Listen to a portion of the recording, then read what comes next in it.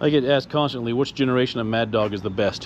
Which one should I buy? They're really all the kind of same, but I've got all three, so I figured I'd give you my opinion on it. It's just an opinion. The bikes are so interchangeable with parts, you can almost make them like you want. I've got a Gen 5 here that looks like a Gen 1 with the headlights and the cage. I've got a Gen 1 that looks like a Gen 5 with no cage and a round headlight. I've got a Gen 4 that kind of has a little bit of both features. It's got the big fat tire, single headlight. So you can do whatever you want with them. We're talking about the body. Keep in mind, all this stuff is interchangeable. It's like Legos, I guess. I mean, here's a Gen 5. I put the foot cage on it. I've got the big dual headlights on it. These headlights, they'll fit on anything. They'll fit on any of the generations. The Gen 4 would take these easy. I've got a Gen 5 headlight on this Gen 4 because it holds the LED lights nicely. Underneath the big footrest on Gen 1s, they have this big giant tank cover that consists of that part and this part. On the Gen 4 and 5s, they're more sleek, like this. It's a little more slick looking. Get this Gen 4, it's got the same kind of tank cover on it. A little more sleek looking, or we can just go bare tank. And this has got a bare tank on it. This white one here has got a bare tank. I had the tank powder coated. The Gen 4 has the best front fender. This fender came on the Gen 1. It's pretty shitty. And the Gen 5 has this belly pan on it. That looks pretty cool on these things. A lot of guys like those. And it goes under here like that. It gives it kind of a sleek look. So they're kind of like Legos. You can do whatever you want with them.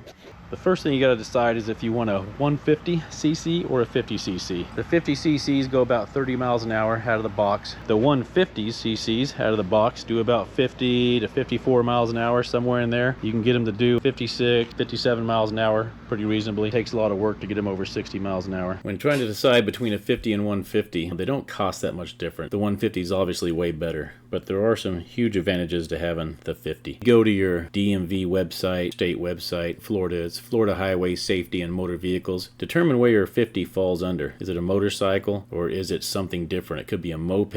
In Florida, it's a motor scooter. It'll define what these things are. These things without pedals that are 50 cubic centimeters and smaller. You can find all the statutes on them, what requirements they have for displacement, for top speed, for horsepower, things like that. The big advantages you might find on the website are you don't need a motorcycle endorsement, just your regular driving license will work, and that's how it is in Florida. I would say that's not enough of an advantage to get a 50. I think it would be worth getting the endorsement, even though it's a scam, just to ride the 150. I think the biggest advantages to the 50 are, in a lot of states, they don't require registration and tags. That's a good deal. They also may not require you to carry insurance, and that's a good deal. So look at those laws. That'll help you make your decision if you want a 50 or 150. Now, with a little bit of work, you can get your 50 to go 40 miles an hour. With a lot of work, you can get it to go 45, maybe 50 miles an hour. So you have to kind of read the rules on your state. These rules for motor scooter or whatever your 50 falls under, the benefits of having it come with a stipulation that it may be limited in certain areas. So it may have a horsepower limit of 5 horsepower. It may have a speed limit. It may not be able to go over 35 miles an hour or 30 miles an hour. They might have certain rules. A lot of people think there's a 30 mile an hour speed limit on 50 cc's and below, whatever these Mad Dogs fall under for category. But you got to really read the rules. The 50 mile an hour speed limit in Florida is if you're not wearing a helmet. It cannot exceed a speed of 30 miles an hour on flat ground. That's if you're not wearing a helmet. So if you're going over 30 miles an hour and you don't have a helmet on, then you fall under the motorcycle rule that if you have medical coverage, you're not required to have a helmet. So the rules all get tricky. Make sure you read them.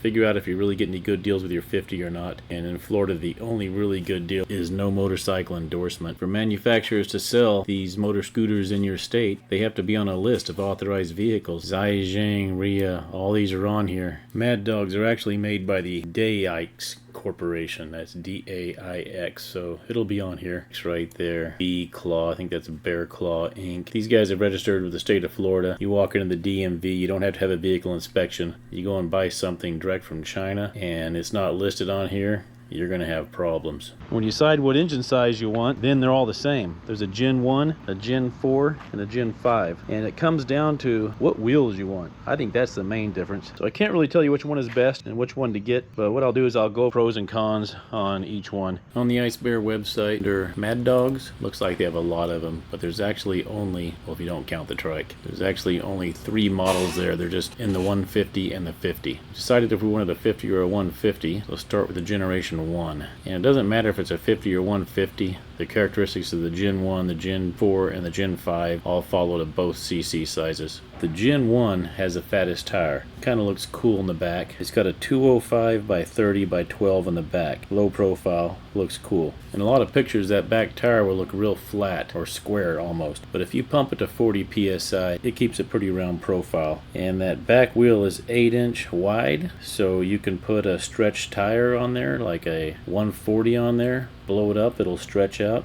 Looks cool. Or you can run the wide tire. These are all what I consider pros. It's got the most old school look, and I also think it has the best suspension of all three bikes. The twin shocks actually work, unlike the other two. The back shocks are fine. The Gen 1 comes with great rear shocks.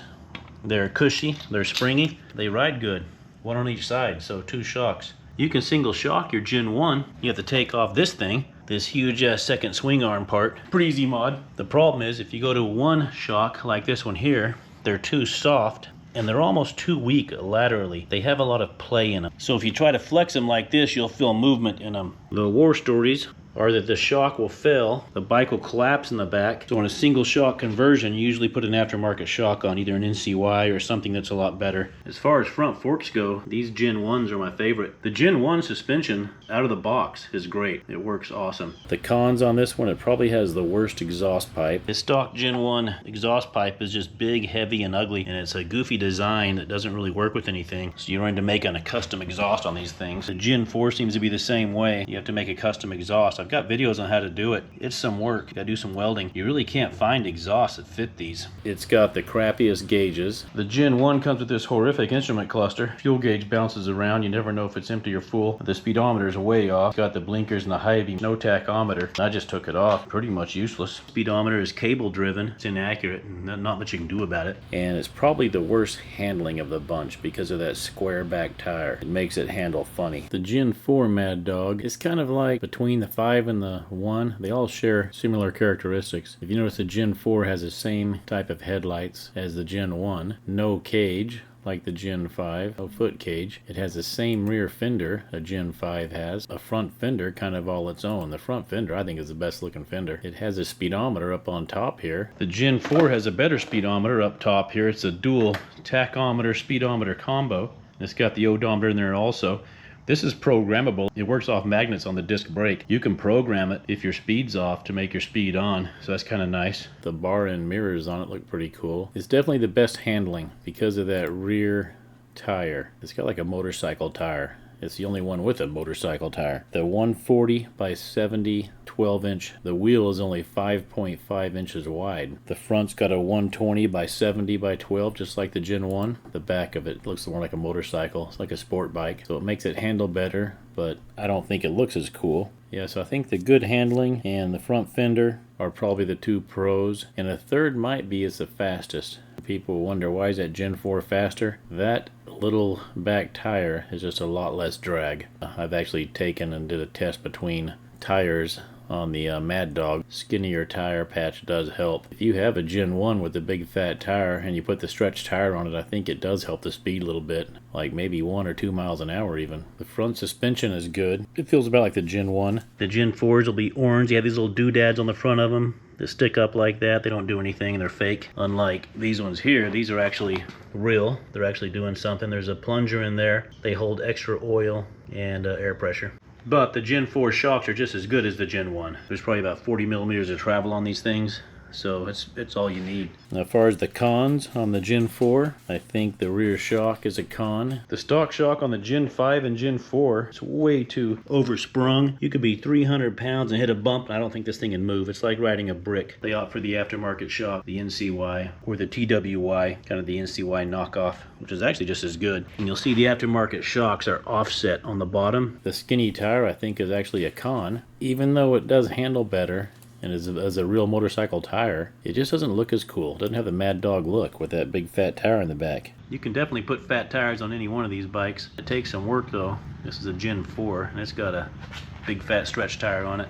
But yeah, I think the con is it looks least stretched. It doesn't really have that Mad Dog look as much as the Gen 5 and the Gen 1 do.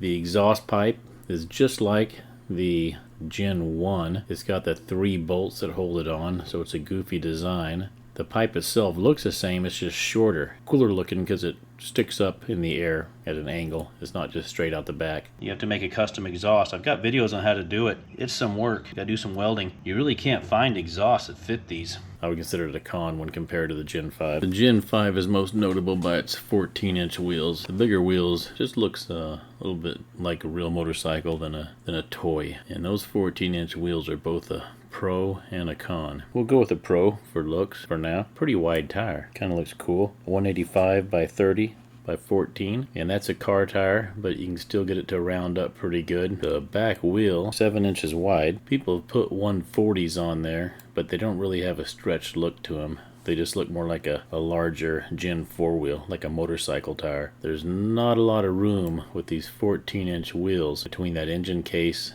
and the tire. So a 140 may work, it may not work. It depends on the manufacturer if that thing's gonna rub or not. And the front's got a 120 by 80 for some reason. I don't know why they did that. Should have at least a 70 or smaller. The Gen 5 definitely has the best exhaust system of any of them. It's got the standard 51mm muffler, so any aftermarket muffler is gonna slide on to this header pipe, and the header pipe's good. People that have Gen 5s usually don't get rid of their pipes, and people with other gens like to buy Gen 5 pipes. Yeah, so the Gen 5's got the cool bar and mirrors, the good tail light, got the little underbelly skid thing, it's got the sleeker top, pretty decent front fender, I don't think as good as the Gen 4's. It's got the single headlight, so that's kind of a new look, different than the Gen 4 and the Gen 1. The speedometer built into the housing. The Gen 5 has the same speedometer as the Gen 4, but they've buried it in the cowling, so it looks pretty slick like that. Tachometer, odometer, and speedometer, and fuel gauge. The fuel gauge is not bad. It's a good looking bike, but I would say the biggest con is the suspension. The Gen 5 forks are horrific. That's why I've replaced them. You'll see on the pictures the disc brake is on the right side and on the front. They don't come like that anymore. They'll come left side and facing towards the rear, just like this one here. This is how the Gen 5 will come. The problem with your Gen 5 fork is there's no travel. This is a 120 by 70 front tire. To try to get fork clearance on this one, I've went to a small profile front tire compared to the stalker. I had to lower this fender down. I had to do a bunch of mods. It took a lot of mods to make this thing work without hitting the frame right here. So keep that in mind. If you want to get front fork travel, it's a huge ordeal. These 14-inch wheels force a horrible suspension. The back suspension is just like the Gen 4's. It's already a horrible shock. It's the same exact shock as a Gen 4. Front suspension is kind of a nightmare. If you look at this picture, the disc brake and the caliper are on the left side of the bike. But as you spin it around, look at this white, it's on the right side of the bike and it's forward facing. These forks were flipped around to put the axle in front to try to get more space between that wheel and that frame. That's where the rub point was. 14-inch wheels just didn't have clearance in here, so they flipped it around on the axle. People started breaking the forks. You'll hear about the forks breaking. It's because of the